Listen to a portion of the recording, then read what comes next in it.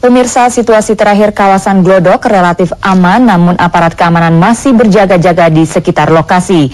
Menurut Kapolsek Taman Sari, Mayor Polisi Agus Suyatna, personil yang diterjunkan saat ini terdiri dari 1 kompi dari Polda dan 1 peleton perintis dari Polres Jakarta Barat. Sekitar pukul 11 tadi, 286 personil Banser DKI Jakarta diturunkan untuk membantu aksi bakti sosial pasca kerusuhan di lokasi kawasan Glodok. Sementara kawasan pertokoan khususnya Harko Glodok masih tutup.